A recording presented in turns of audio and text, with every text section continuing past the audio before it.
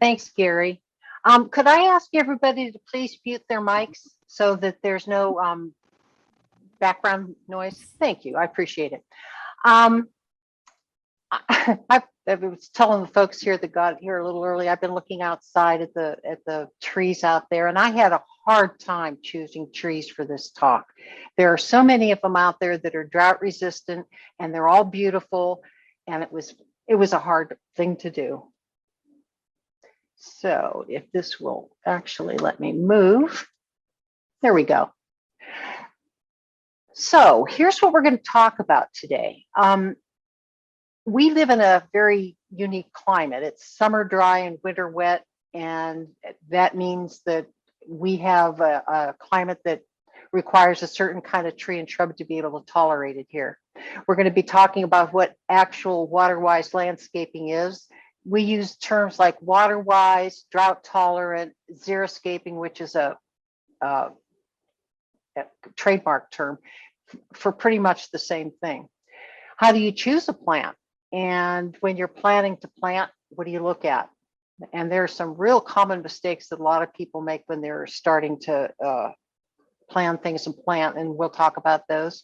What to look for at the nursery, and how brief 1-minute videos on how to plant your tree and shrub, what it means to establish your new plant, and some irrigation ideas. And then we're going to get into the eye candy part of it. We're going to talk about the tree choices, and it should say shrub choices there.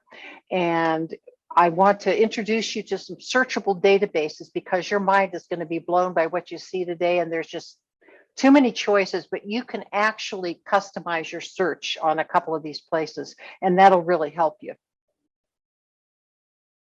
So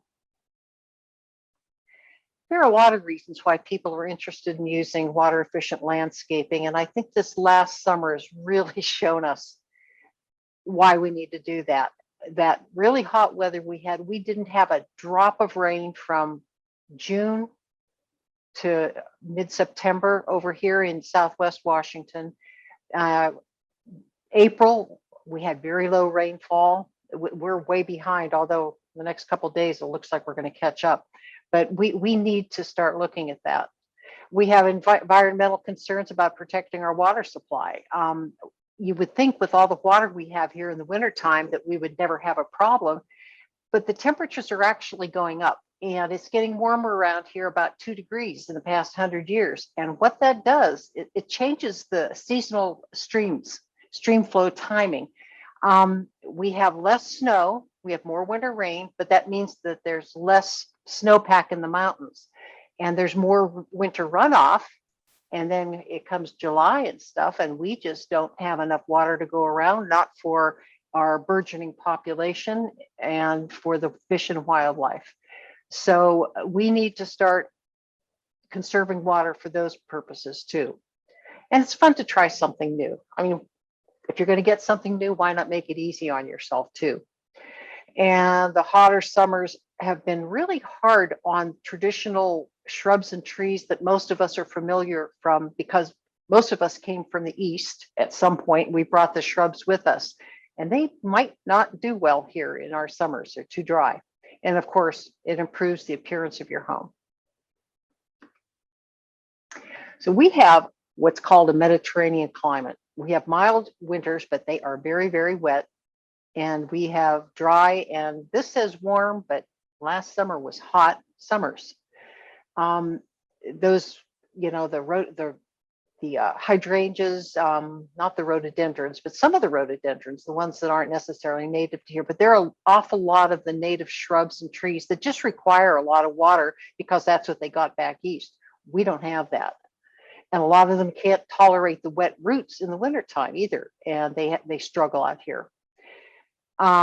Native plants, on the other hand, do really well here if they are planted in the proper setting. If you look at where a native plant normally lives, you have to provide that kind of a setting in your yard, and they'll do very well. So a lot of the places from summer dry climates, the Mediterranean plants, they all do well here. And there are a lot of different choices, and we're going to be looking mostly at trees and shrubs today.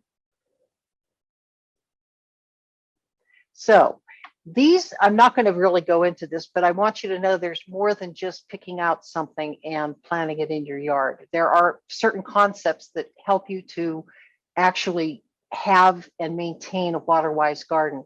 You've got to plant it right. You've got to have good soil that has water retention capabilities. One of the primary tenets is that you try to reduce the amount of grass that you have, because grass is a huge water guzzler. And they suggest that you start gradually replacing part of your lawn with water permeable hardscaping, and enlarging your gardens, that those things don't take up as much water. And of course, planting the right plant in the right place and putting all of your plants with similar water needs together. That's called hydrozoning. That way, when you water that area, everybody needs the same amount of water. You're not going to flood anybody or have anybody die from thirst. So you've got to plan where you plant. You have to know what your plant's needs are. And mulching, oh my goodness, that is just so important on so many levels. It helps to keep the moisture in, helps to keep the weeds down. If you use an organic mulch, it helps to enrich your soil. And then you maintain your garden, just keep an eye on things and adjust as needed. So how do you choose?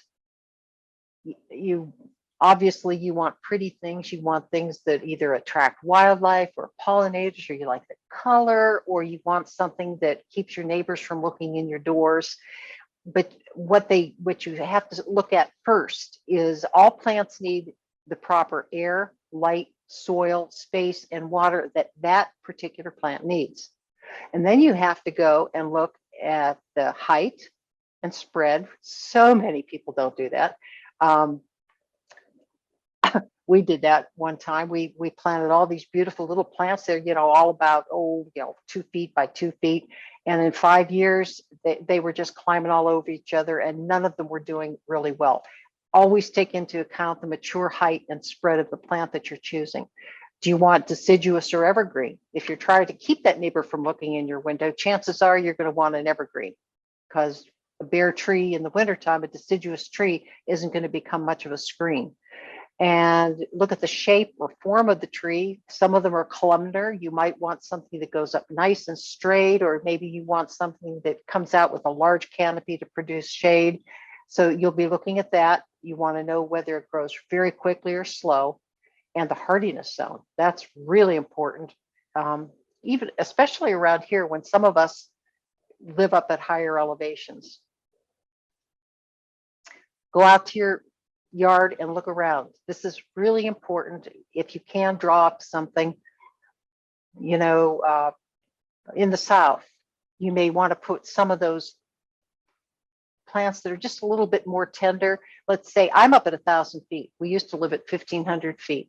We could plant things on the south side of our house that would not survive in the front. So look at that. You don't want to plant any big trees that are going to be very big at maturity in front of a window that you're trying to get a view from.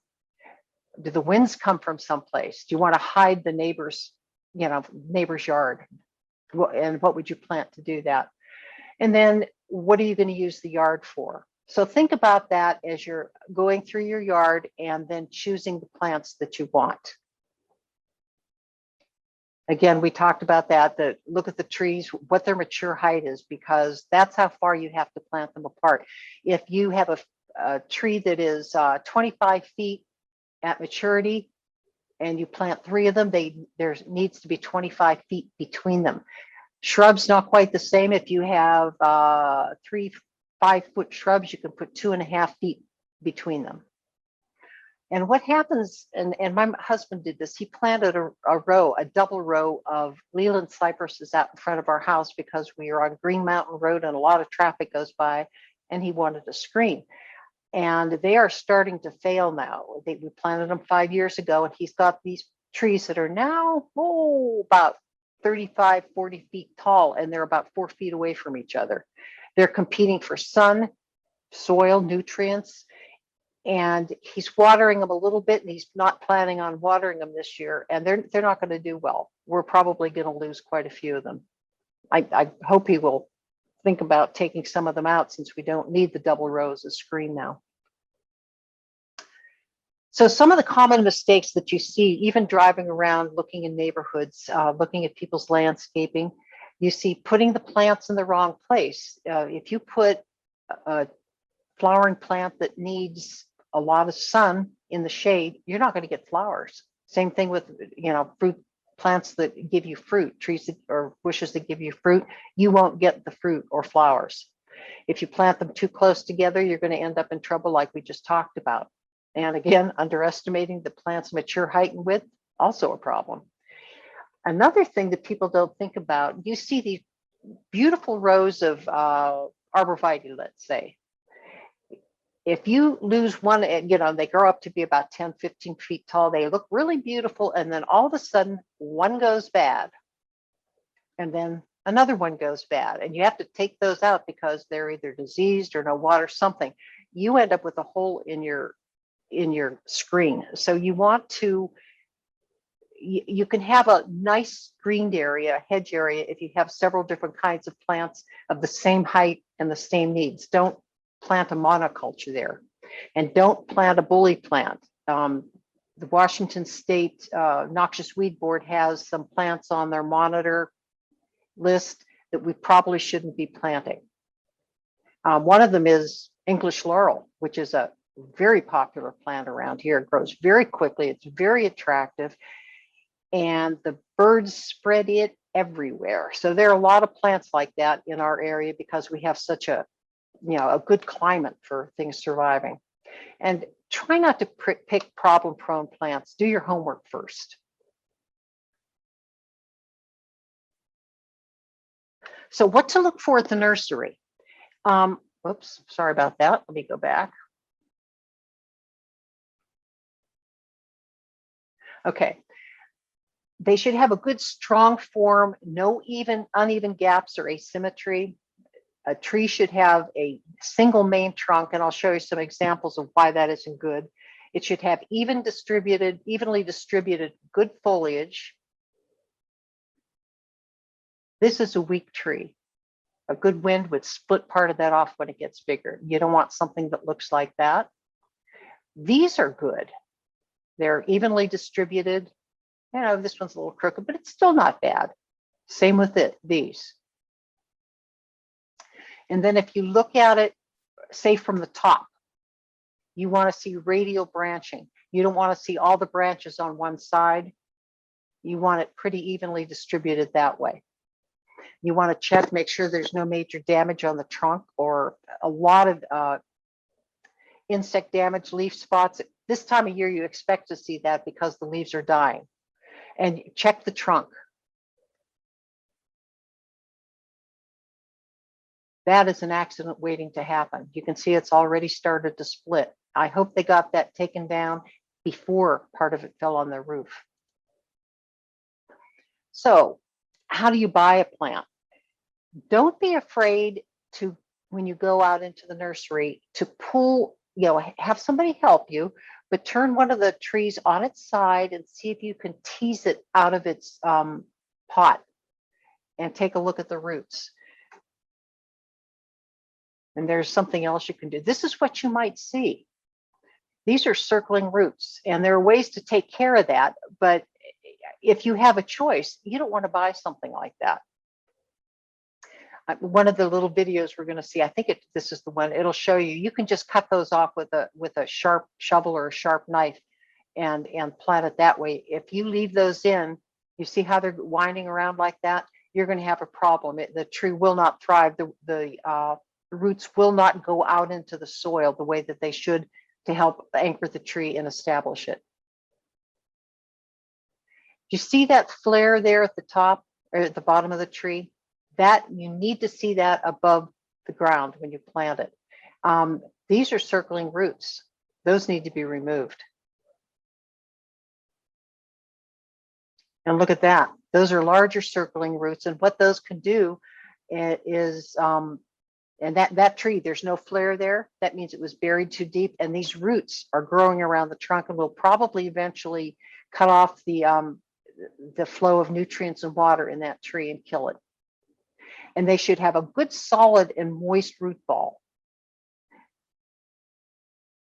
The grafted tree shouldn't have any suckers. You can see it's grafted here, and this is the root stock, and there's a sucker. So once those suckers start, they're hard to stop.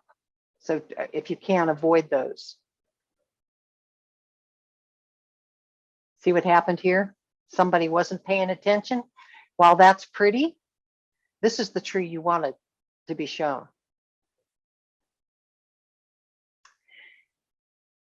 Something else, when you buy a potted plant, you know, a tree or something, they almost always plant them too deep in the pots. And she's going to show you how you can check where the actual, how deep you're actually supposed to plant it.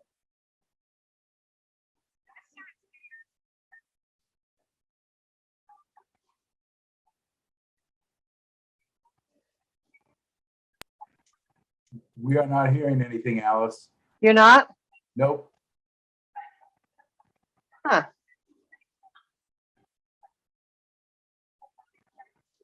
Okay, what she's saying is they're talking about ball and burlap now, but what she's going to do is show you how to find the first main root. And that first main order root is the one that should be just below the surface when you plant it. And it looks kind of gruesome because she takes this probe that you can see right here. And I don't know why you're not hearing this, but the probe that you see right here, and she's going to stick it down in there until she feels that first root.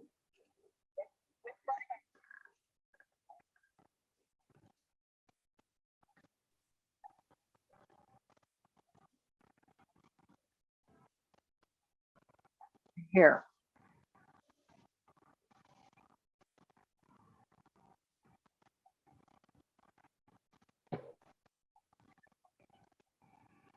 Oh, come on.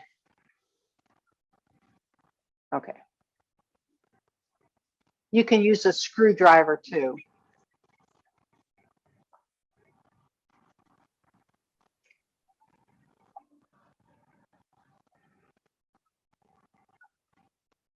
She's looking for that first main order root. So she knows that it's about 3 inches down. And that's where the top is going to be. It's going to be 3 inches below. And that's how deep your hole is going to be. Okay. I'm sorry. I don't know why that's not working.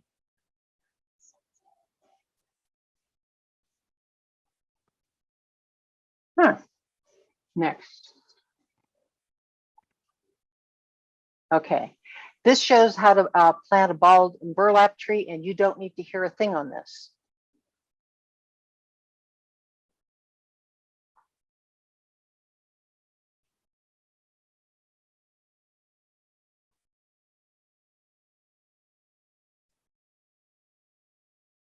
So he's looking for that flare there that we talked about, and he found it.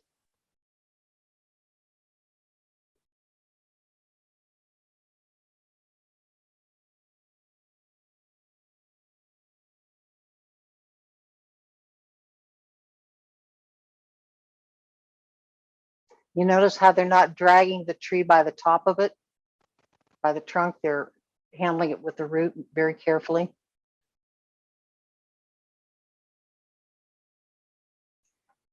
And you would remove the soil down to the flare or to the that first main root that you felt with the probe.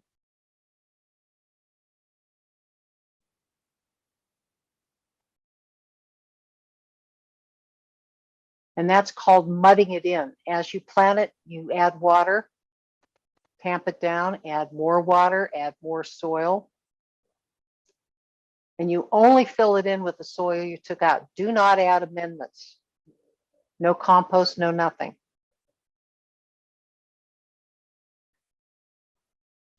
And keep the mulch away from the trunk. He's got it too close there. Okay. And the reason that you don't add anything to the hole when you plant it if you do, you're creating a wonderful little spot for that plant to live, and it's not going to want to reach its roots out into the other neighboring soil. So if you do that, you're creating a pot within a pot effect. So only backfill with the soil that you took out. Now here's how to do, no, it didn't do it. Okay, containerized. These are the kind we usually find in the nurseries.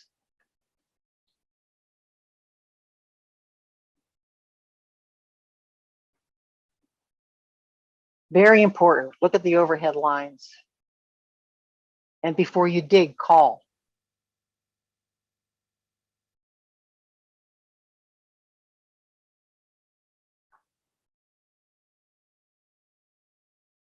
And don't be afraid to chop like that. You're not going to hurt the roots.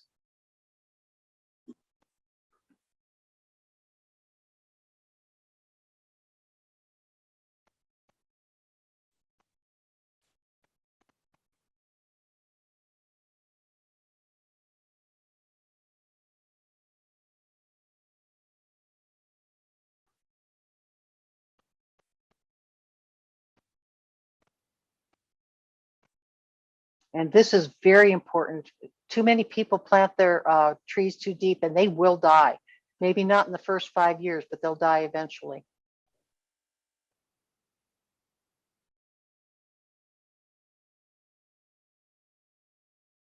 And again, you backfill with the soil you took out and mud it in as you go.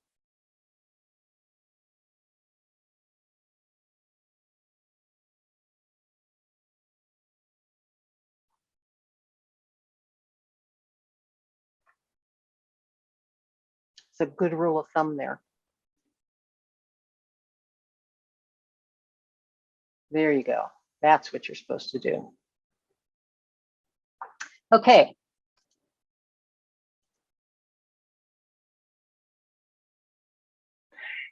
I'm not going to spend much time in this. People like to stake trees. It's unnecessary. It actually weakens the tree.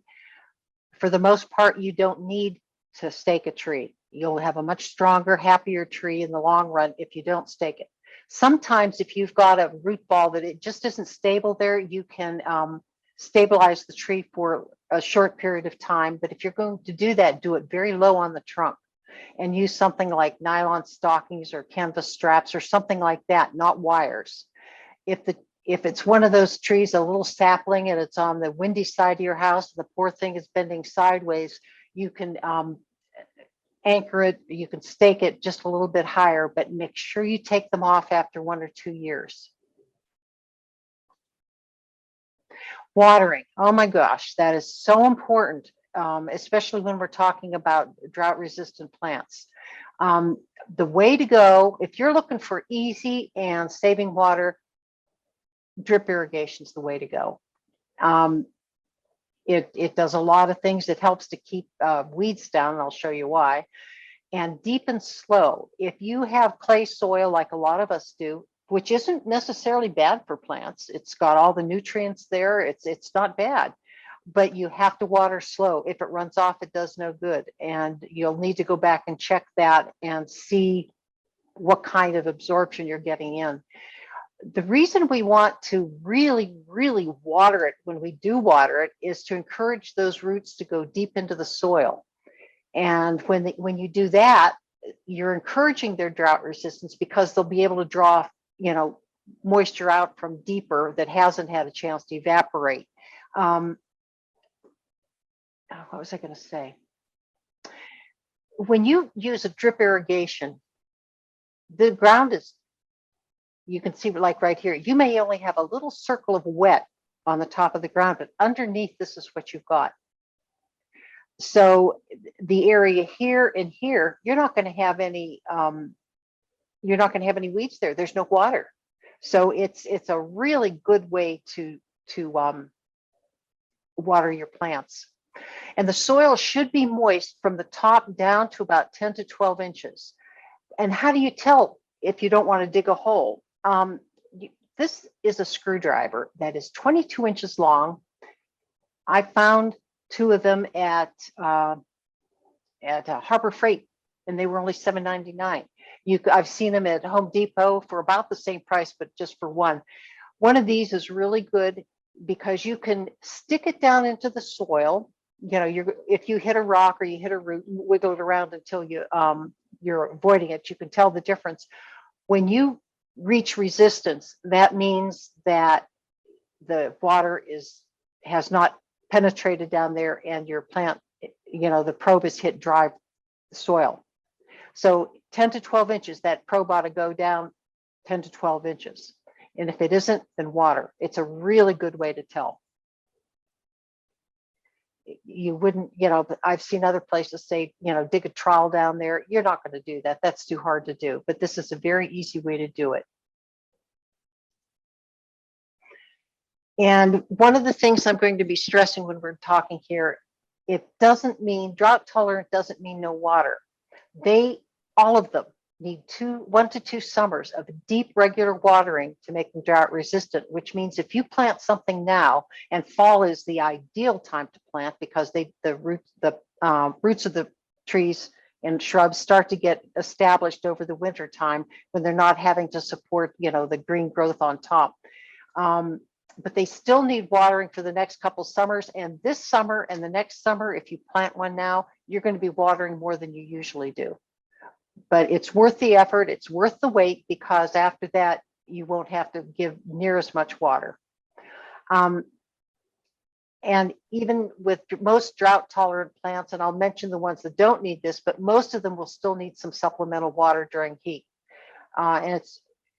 And this is how you would do it. You want to make sure that you're watering the drip line root zone. If you've got a big tree and you're only watering here, you're not going to be getting all the roots. So you would want to get your drip irrigation set up around the tree like that. You can use a soaker hose too, but you're still wasting a lot of water that way, and to evaporation, and the tops of the soil does get wetter and you will have more of a weed problem.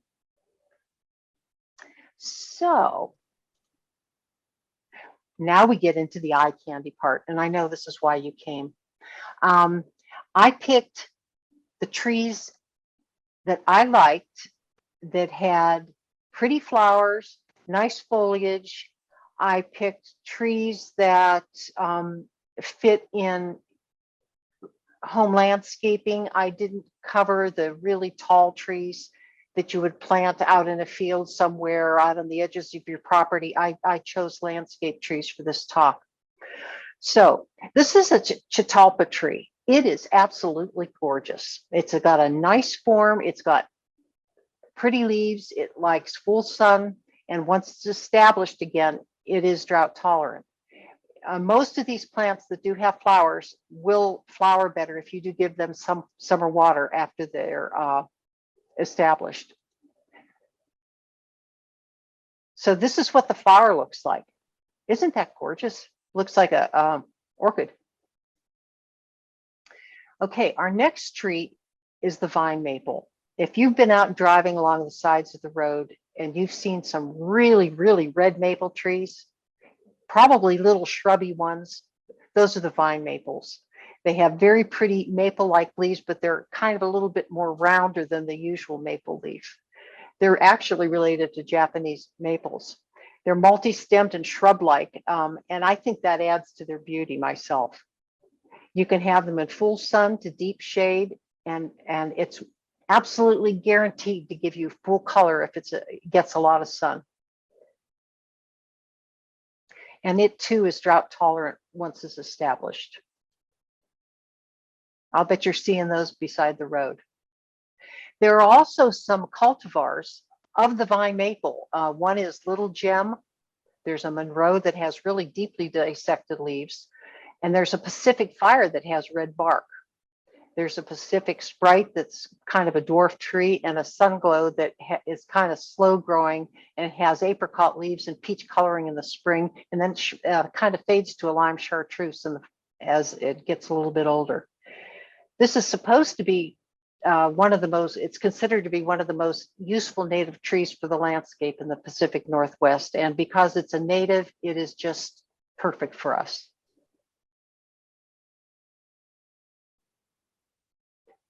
This is, I picked 3 maples because, and they're all different. This is a rough bark maple, 3-flower maple. It's the Acer triflorum. Its height at maturity is 30 feet, but after 10 years, it's only 20 feet. And it's got a really cool bark. I'll show you that in a minute, and lots of beautiful fall color. And what's nice about this, if all you're looking for is dappled shade and you have, you know, shrubs or different plants that you have underneath it that need dappled shade, not really full shade or you know, dry shade, you can use a tree like this. It requires well-drained soil in the winter time so that the roots don't drown. But most of us, if we plant it, if you're going to be planting in an area that you know you have problems, then make sure that you create a mounded effect. Put like a mound of 2 feet of soil and then plant your plants there. That guarantees that they won't be well drained. And again, this tree is also drought tolerant when established. And that's what the leaves look like. That's actually 1 leaf right here. It's just very deeply dissected. This is the leaf, and these are the leaflets on it. And that's why it's dappled shade. Look at that. Isn't that pretty? With the sun coming through it. And the bark. All winter long, you can look at that. That's the kind of tree that I would plant outside my office windows so that when my eyes needed a break from the computer, I could look at this every single season of the year and find something pretty to see. So look at this, Pacific Sunset. It's another maple, and it's at 10 years, it's 20 feet and 30 feet at maturity, which isn't too tall. It's a nice tree for landscape, and the fall color is just unparalleled. It's a good street tree too. And there are also cultivars of this that are, you know, a little bit different color, maybe a little slower growing, faster growing, and it's a good street tree.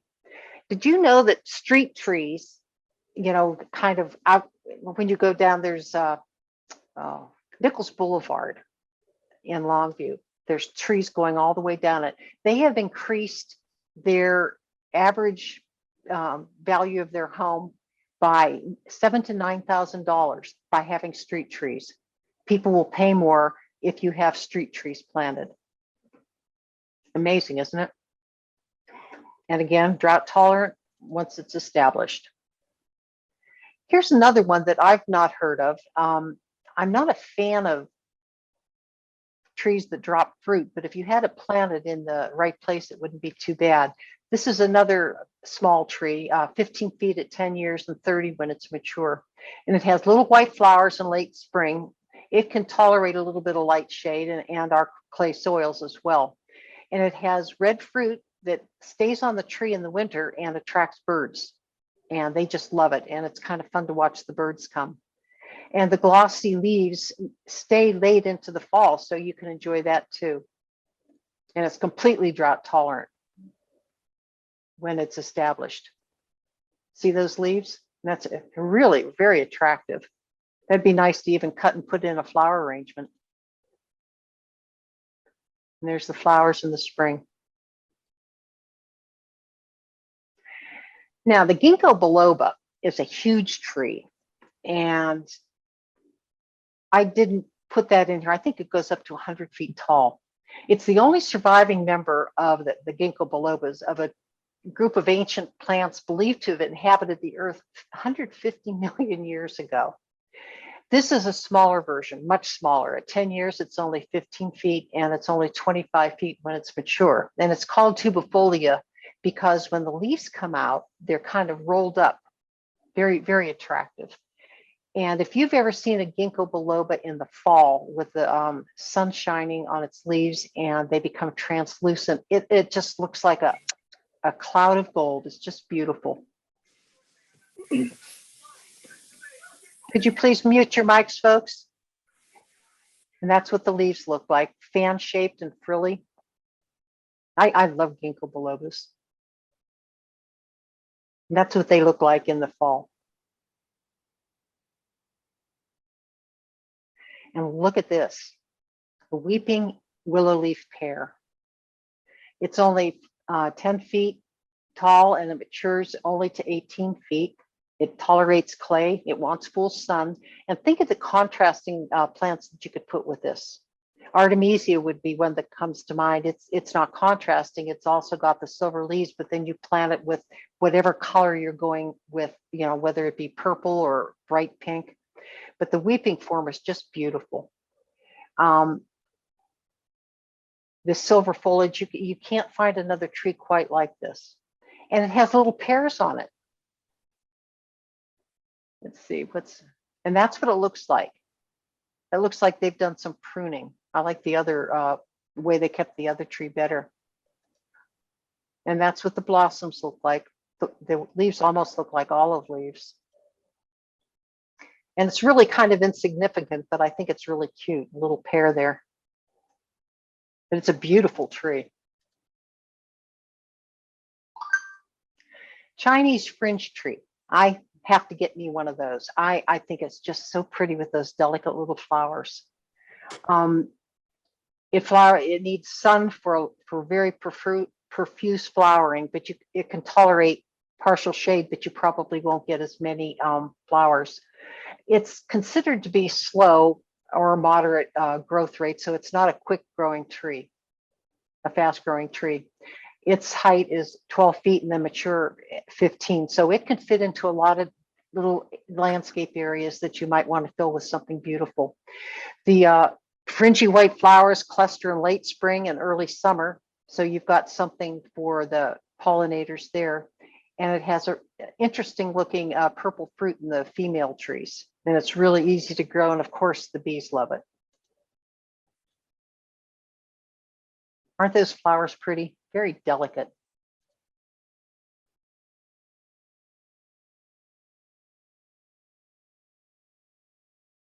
Very pretty tree. Persian ironwood. Nancy Chenault from Castle Rock really likes the Perotias, and I can see why. It's without the leaves on even, it's got a very interesting structure, doesn't it? Very nice to look at. It likes full sun to dappled shade. It will tolerate clay, but does it best in well-drained soils. And it's got 4-season interest, which is nice. It's got tiny little spider-like flowers, which I'll show you in a minute. It's got tan, olive, and gray exfoliating bark, which is interesting to look at in the winter. In the spring, it's got, when it first comes out, the leaves first come out, it's got green leaves with burgundy edges. And in the fall, it goes from bronze to red, orange, and then yellow. Aren't those flowers pretty? And the bark is interesting.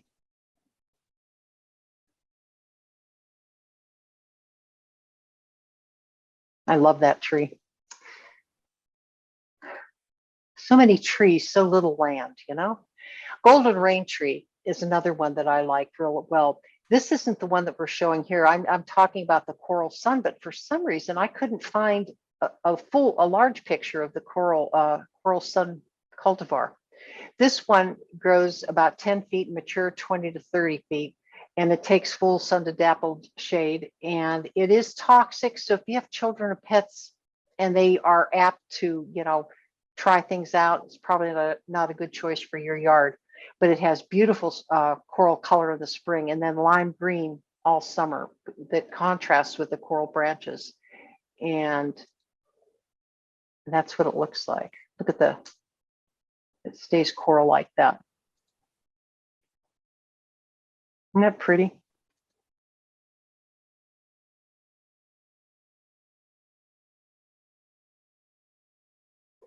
There are a whole lot more trees. I didn't even begin to cover what could be grown in our area for a drought resistant tree. I don't have this up on the website yet, the slides from this, but I'm going to be putting them up this afternoon. You can click on any of these to get more information. They'll give you everything you need to know about growing it along with pictures. So let's move on to the shrubs. A lot of the shrubs pictures that I got came from Neil Bell. He was generous. He's from the the extension at OSU, and he was generous enough to lend me his entire slideshow so that I could use the pictures. Now, the grevilleas are one of his favorites. They're from Australia, and they are a huge genus. They've got over 270 species of grevilleas, and some of them are big forest trees, and some of them are tiny little plants that you can plant in a rock garden. They're cold hardy and adaptable to the Pacific Northwest. And what's nice about them is that they've got months of color, up to 9 months of the year, including wintertime. They're attractive to hummingbirds. They do best in dry and sunny, dry locations, although they'll grow somewhat in dry shade too. One word of caution: don't use phosphorus. If you're going to fertilize, don't use phosphorus in the mixture, because too much phosphorus will kill this plant. And after it blooms, you should prune it to keep it from getting straggly. Let's look at a whole bunch. He had a whole bunch of pictures for me to look at. This is just, there's so many choices. And the links I gave you can show you some of the different choices that there are. This is one I've got to get. I love the ceanothus in the summertime here. This is what I usually see. This is just the regular old ceanothus. There are about 50 to 60 species, and they're all nitrogen fixing shrubs and trees. They enrich your soil. They don't take it up, they enrich it. They like full sun and average well-drained soil, and that you can put them on clay soil on slopes. They grow rapidly, and they are native here, so they do very, very well. And this is one plant that you should not water during the summer. If they get wet during the summer, they won't do well. Now, that's after they're established. Again, you've got 2 summers to get them established. After flowering, if you prune them, it'll help them to keep the dense growth and not get scraggly. And when you get this slide, if you're going to come back and look at this, check out this website. It's a commercial site, but the information they have there is absolutely wonderful. And they grow their own plants, so they're talking from experience. They know what grows here. And here's some other varieties of ceanothus.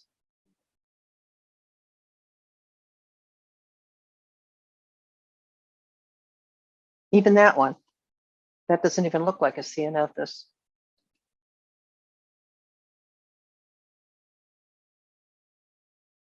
That has to be my favorite. Looks like pipe cleaners, doesn't it? Purple pipe cleaners. And this is a shrub. I think this would be an ideal thing to put out bordering a planting. You would never have to water it. In fact, you shouldn't water it.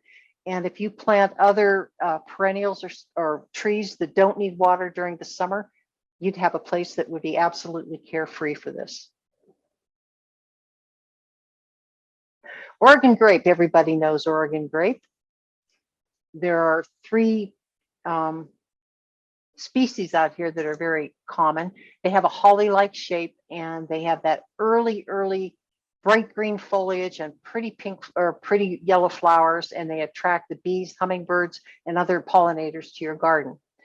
They prefer dry shade, but they can handle sun. This is the one we usually see. It's the Oregon tall grape.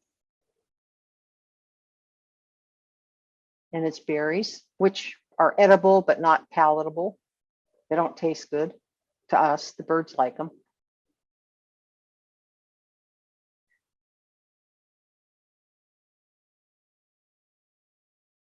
It turns bronze in the fall. And this is called the Mahonia nervosa cascade. It's got long leaves on it.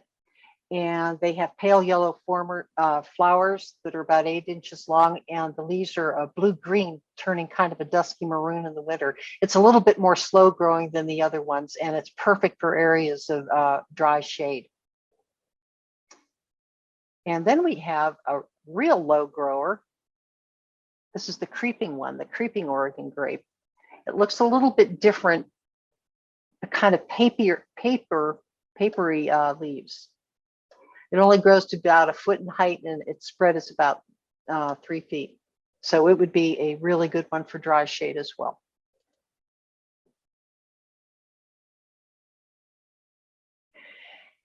The manzanita group genus is amazing. The variety, who knew? I love the shape of this. They're known mostly for their the shape and structure and their bark.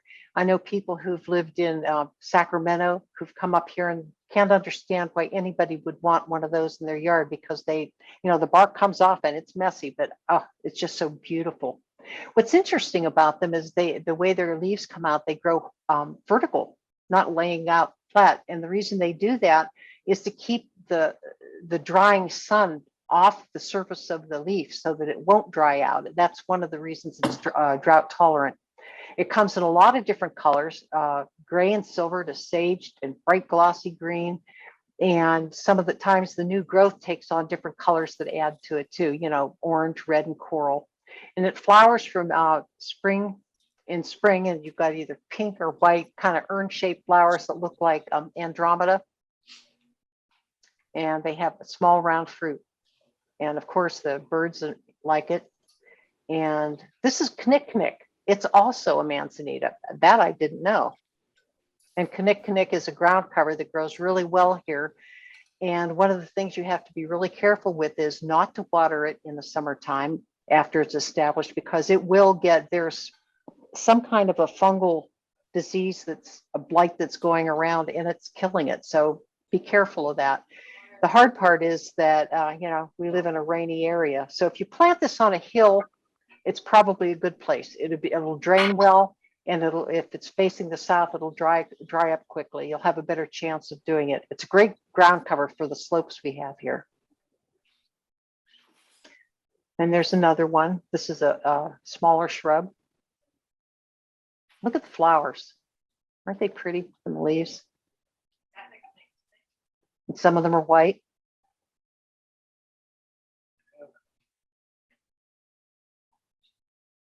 Isn't that a pretty picture? Makes you want to run out and buy those. And that's a big one. A lot of variation.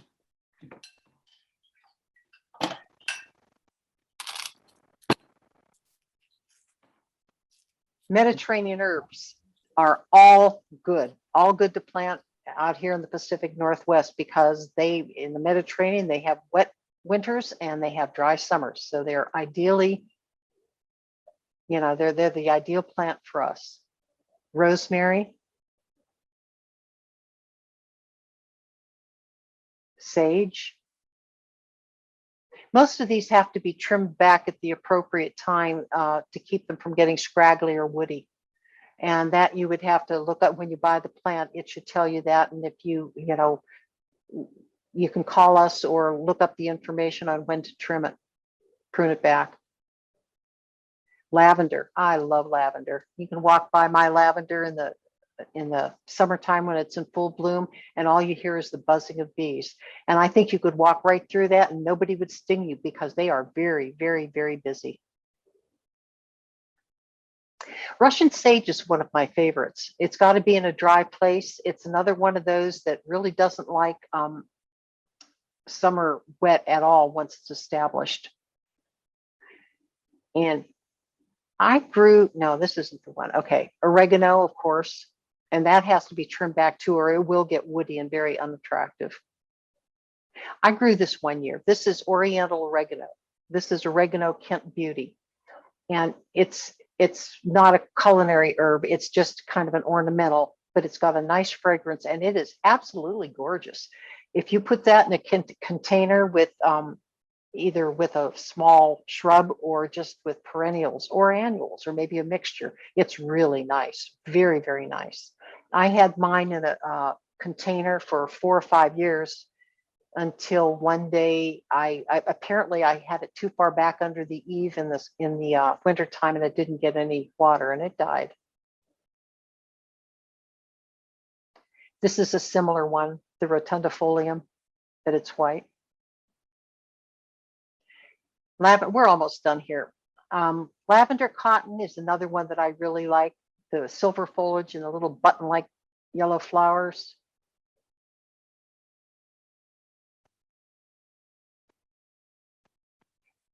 And this is another one. If you irrigate it in the summer after it's established, it'll hurt it. Chase tree.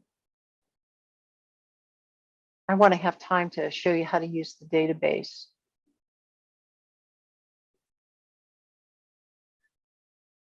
I love this. California fuchsia. There's a bunch of different kinds. The tubular flowers, you can imagine that you've got hummingbirds all over them and bees.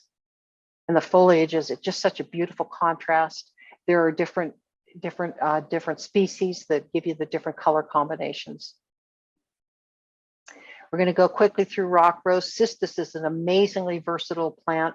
There's a lot of different kinds, a lot of different colors. They're all drought resistant. They're all eye candy. We have one out in front of the extension office that has probably been there for 10 years, and I don't think it's ever, I know it's never been watered in the summer. And they're going gangbusters. We had to cut them back, they're so big.